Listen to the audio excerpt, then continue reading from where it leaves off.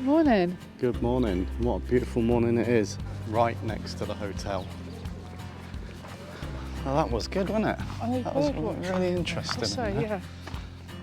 There's the Nab and there's Twingle. Well, that was a cracking little place, wasn't it? It was so nice. So after last night's fantastic sunset from up at the lighthouse, which Anna's been so desperate to see, I know. we made our way down to Sumburgh Hotel. Yep. Because that's where we were meeting John from Time Team for a few drinks. But Anna actually read, didn't you, on the website that you can stay here in your motorhome for £10 for electric and water. But you can also use the facilities inside when the hotel was open during the night. Yeah. So they had a lovely few drinks last night and a good chat. Yep. I'll show you in a minute where we're parked, but there's the hotel. Yeah. And there's the view. It's absolutely amazing down here, isn't it? Yeah, it is. It's really nice. Absolutely amazing. So I think the plan this morning is Scalloway. Yep. And then after that, we'll see where the road takes us. Yeah. Catch you there. Yep. See you in a- Right next to the hotel. And there's where we've parked.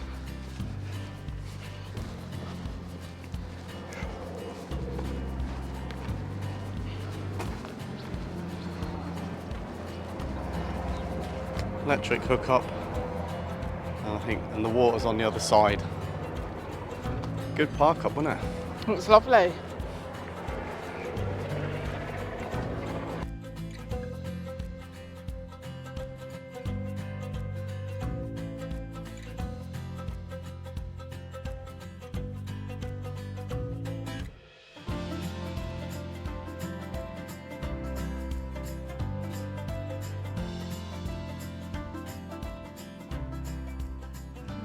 So we've paid a visit to Quendale, Quendale Watermill, which is the last watermill in Shetland, and it's been restored by the community. And there's a lot of interesting stuff here. Lots of interesting stuff. We found the people of Gert who lived here in 1871, and what I found interesting was Barbara Manson was a servant at 15 to the Goody family. And also on this back wall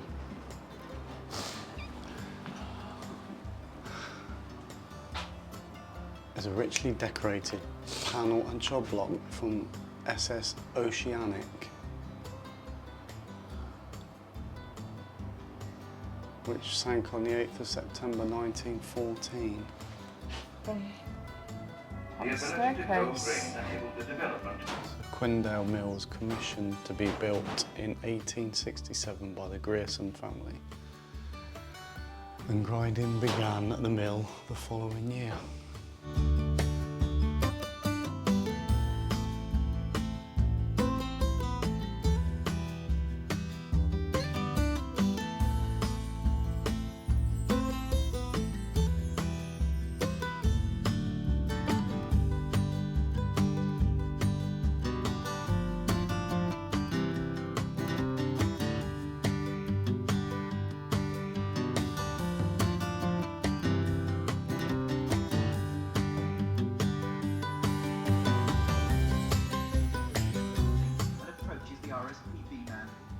Oh.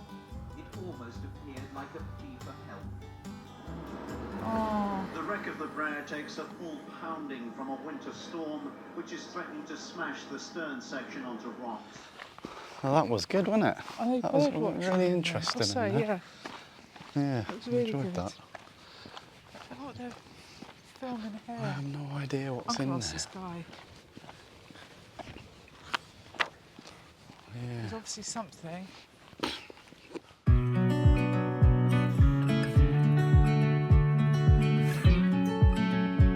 How's that for a view then, eh? Lovely clear day as well. We've just come down to Mousa on a recommendation of a local that we've just been talking to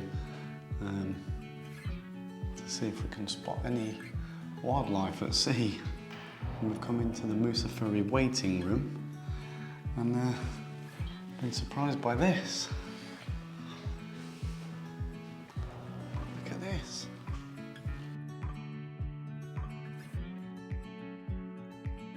Is this probably not one of the best waiting rooms you've ever been in? Isn't it just? See if you just turn off the road a little. I know. You find some little hidden gems, don't you? Yeah.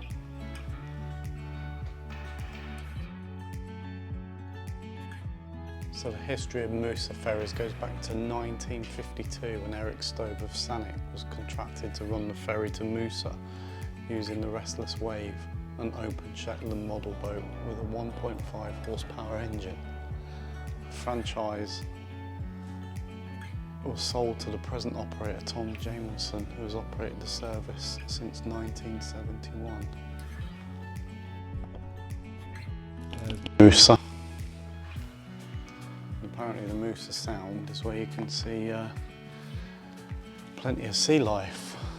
Is that not one of the most interesting waiting rooms you've ever seen? Mad, isn't it? Cool, isn't it? Yeah. And there's Mousa Island.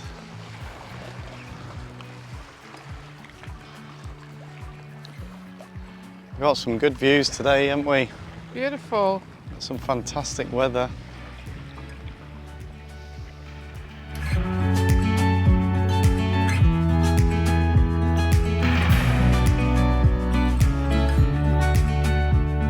Up here, quite a lot of litter. Obviously Steve can't get that from behind there, but he's going to doing his job and picking some up because we want to stay here, but we don't want people thinking it's us. No.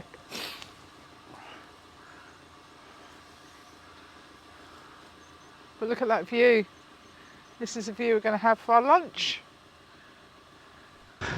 Wow, we made it back to Scalloway. Yes. Found somewhere to park on the side of the road. Yeah. So we're going to have a wander around here. The weather today is fantastic though, isn't it? Look how beautiful that looks. Doesn't it? I know. A massive difference. Look at that. Oh, yeah, twat. Fucking twat. It's because of... Sorry Oh, about that. Massive difference from the other day. Massive difference. yeah.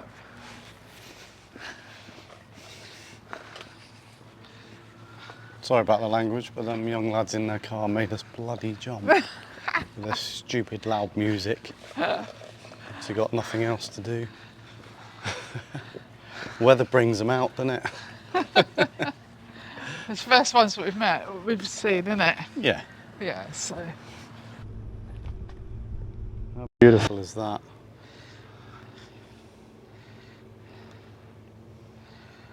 So calm today, that water. Wasn't like that the other day when we came in, was it? I know. And there's Scalloway Castle. Just over there, look.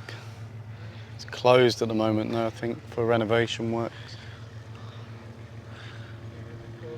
Following Germany's unprovoked attack on Norway in 1940, some of the civilian population got onto small boats and started to cross over into Shetland, and some of them landing here in Scalloway. Some obviously didn't make it all the way here and ended up in sort of Iceland and the Faroes, and some also ended up in England. But then what they realised was that if the small boats could bring those people across from Norway, then we could send people the other way on small boats and carry out clandestine operations. And with those people coming across from Norway to escape the German invasion, that then became known as the Shetland bus. That was an interesting bit of information there. All these little places have got some history, haven't they? That building up there is called the Muckle Har, and it means big hall. And the little one to the left of it, there, is Mary Rustin's cottage. The lady who gave birth to an illegitimate daughter. in 1855. It's believed that her father was a Spanish seaman, although she never knew him. You got the white knuckles holding on a tight, keeping your feelings bottled up inside, heading for collision in the night. To really live, you gotta die. Breathe in, breathe out. Hey, come alive. Breathe in, breathe out. Look at the colors, colors, colors. Right. Well, that was a cracking little place, wasn't it? It was so nice, That was really a cracking nice. little place, Scalloway. So Thank you much very there, much. so much there to see. Yeah. So, right, we're going to try and find somewhere to park for tonight. I think we've found somewhere. So we're going to go and check it out. And then Chill out for the evening. you're making some food, aren't you? I'm going to make a curry. Right, let's go. Untied. You're so good at dragging yourself down. Well, good morning. Good morning. It's a bit clearer this morning, isn't it? A lot clearer this Yeah, morning. we can see both bays. It was really foggy last night when we got here, wasn't it? Yeah, it was. We could hear the Northlink ferry coming in, Oh, shame we couldn't see it. blasting its fog on, It was. because it was thick. Yeah. So we're in Lerwick, Lerwick. a place called the Nab. I think it's called, isn't it? The Yes, Nab. Yeah. I'm going to go for a walk. So we've got views that side and a view that side. It's awesome. Looks really good, doesn't Yeah. it? So there was one other van here last night. They've now left. So it's just us. Just the two of us. Well, three of us. Well, the three of us. Either. So we're going to have a wander this morning Yeah. and see what we can find. Hopefully we'll see some things in the sea. We've been hoping to see things in the sea since we've been here. We've seen We've seals, seen nothing. haven't we? We've seen Yeah, seals. seen the seals, but that's about it. Still not seen your otter. No. So the Nab here, where we've just been stood, we've been reading all the information there. It's been an important defensive part of Lerwick, even in times of the American Revolution, First World War, Second World War as well. I'm going to let her off. There's been a gun emplacement up there that's Yeah. defended Fort Charlotte. Yeah. So a lot of interest. Yeah. A lot of interesting stuff. This way. Close your eyes, hear the voice within calling. This heavy load got under your skin. All in, you got the white knuckles holding on. Paying a visit here to Fort Charlotte in Lerwick.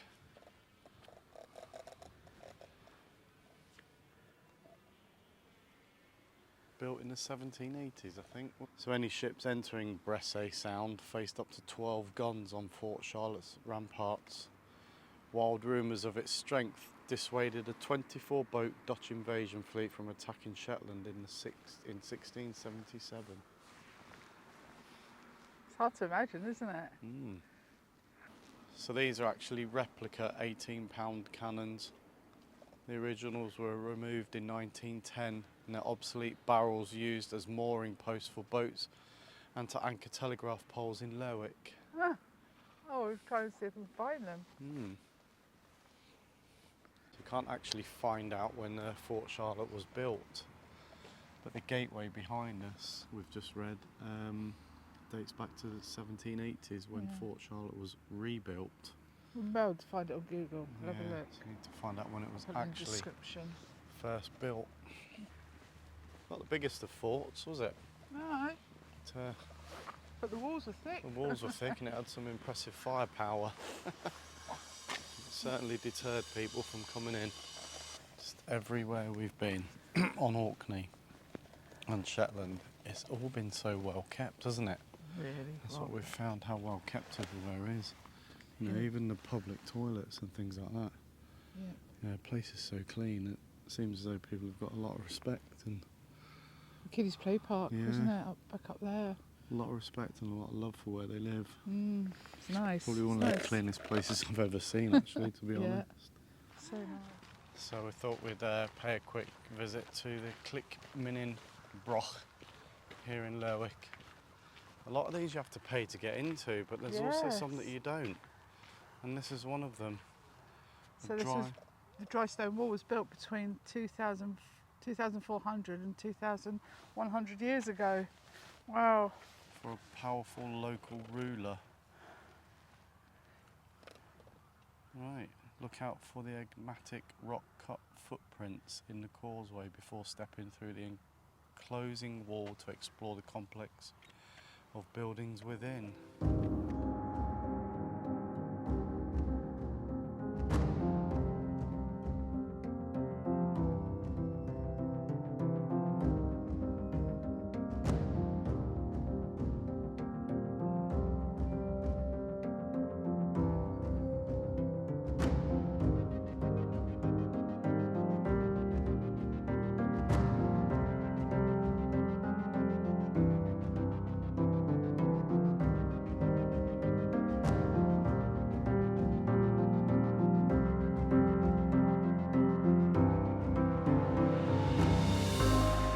Apparently at the end of the causeway there was some rock cut footprints. We've just spent about 10 minutes trying to find them.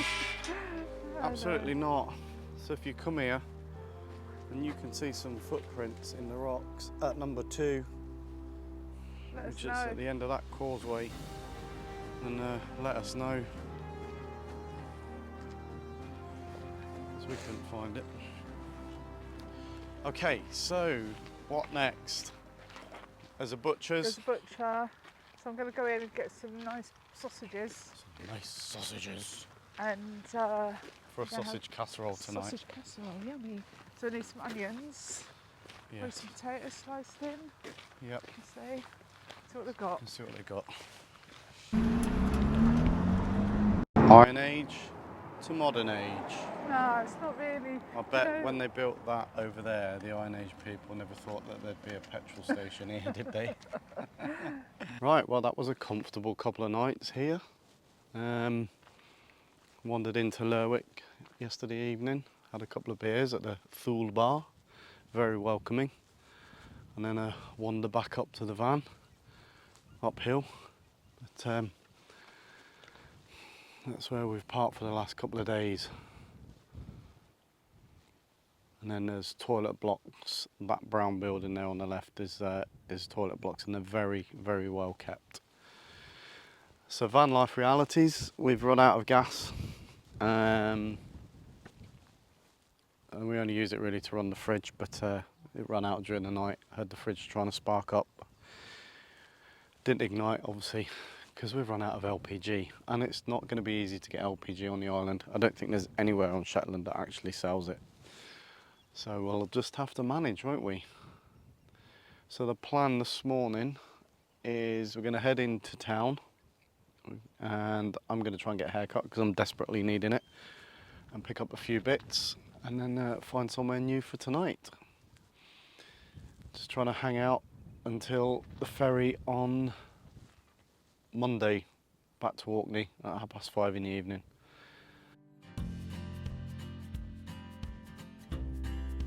You know when you're on holiday and you know it's coming to an end. It's been a brilliant time up here, hasn't it? Oh, it's been amazing. Right, well, final park up here on Shetland.